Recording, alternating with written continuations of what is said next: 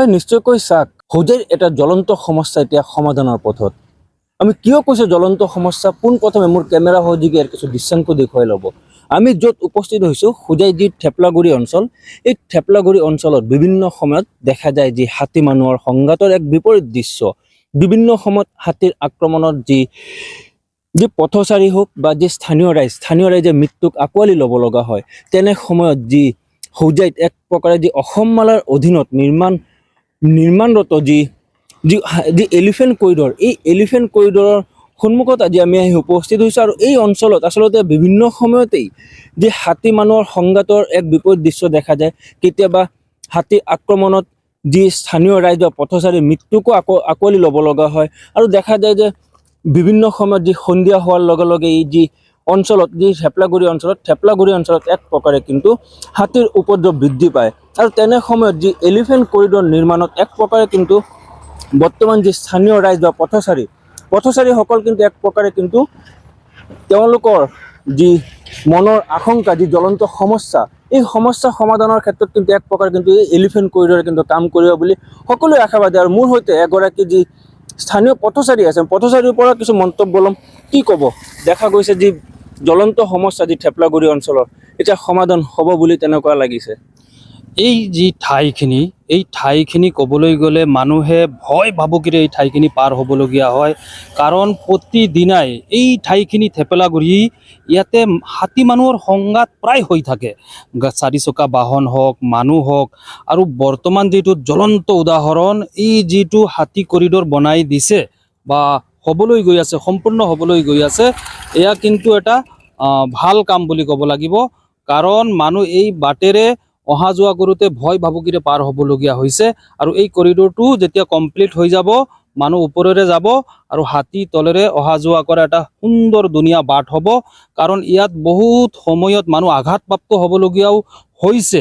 এইটো ৰাস্তাটো আপোনাৰ হোজাইৰ পৰা কাৰ্বি আংলঙলৈ যোৱা যিটো ৰাস্তা, সেই ৰাস্তাটোৰ থেপলাগুৰি এই ঠাইখিনিতেই প্ৰায় হাতী মানুহৰ সংঘাত মানে অনবৰত হৈ আছিলে। মানুহৰ ভয় লাগি গৈছিলে এই ঠাইখিনিৰে পাৰ হওঁতে।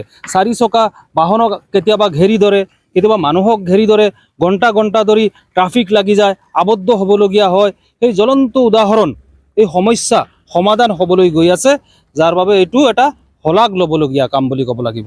আৰু এটা ক্ষেত্ৰত দেখা যায় ইয়াত বিভিন্ন সময়ত বানপানীও যথেষ্ট অসুবিধাৰ সন্মুখীন কৰে। এতিয়া আৰু এই সমস্যা আৰু ৰাইজক এক প্ৰকাৰে কিন্তু জটিলতা আৰু থিয় কৰাব নোৱাৰে। বানপানীৰ যি জ্বলন্ত উদাহৰণ আছিলে, এই হাতীৰ কৰিডৰ নিৰ্মাণ হোৱাৰ লগে লগে সেই সমস্যাটো দূৰ হ'বলৈ গৈ আছে।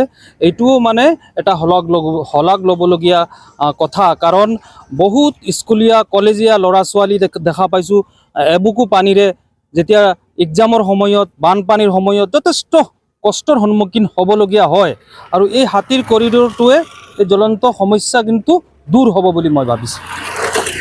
হয়, সেয়া আছিল যে পথচাৰীজনৰ মন্তব্য। মই আৰু মন্তব্য লোৱাৰ চেষ্টা কৰিম। আচলতে যি হোজাই যি থেপলাগুৰি অঞ্চল, এই থেপলাগুৰি অঞ্চলত বিভিন্ন সময়ত বানপানী হওক বা হাতী মানুহৰ সংঘাতে এক প্ৰকাৰে কিন্তু সকলোকে কিন্তু অসুবিধাৰ সন্মুখীন পেলাই আহিছিল। আৰু তেনে সময়ত যি এলিফেণ্ট কৰিডৰ, এই এলিফেণ্ট কৰিডৰ নিৰ্মাণত এক প্ৰকাৰে কিন্তু কৰিছে। আৰু মোৰ সৈতে আৰু স্থানীয় ৰাইজৰ পৰা মন্তব্য ল'ম।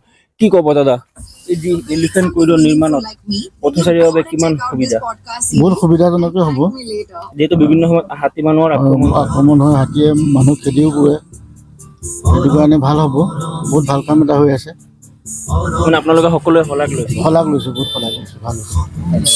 হয়, সেয়া আছিল যি আচলতে যি স্থানীয় পথচাৰীসকলৰ মন্তব্য। এনেদৰে কিন্তু তেওঁলোকে কিন্তু সকলোৱে এক প্ৰকাৰে কিন্তু শলাগ লোৱা দেখা পৰিলক্ষিত হৈছে। আৰু কিয়নো আমি বৰ্তমান য'ত আহি উপস্থিত হৈছোঁ হোজাই যি কুমৰাঘাটা বনা অঞ্চল, আৰু বনা অঞ্চলত এনেদৰে কিন্তু যি হাতীৰ যাকে বিভিন্ন সময়ত এক প্ৰকাৰে হাতী মানুহৰ সংঘাতৰ এক বিপৰীত দৃশ্য দেখা যায়। তেনে সময়ত আচলতে যি এলিফেণ্ট কৰিডৰ নিৰ্মাণত এক প্ৰকাৰে কিন্তু সকলোৰে বাবে কিন্তু এক সকাহ দিয়া পৰিলক্ষিত হয়।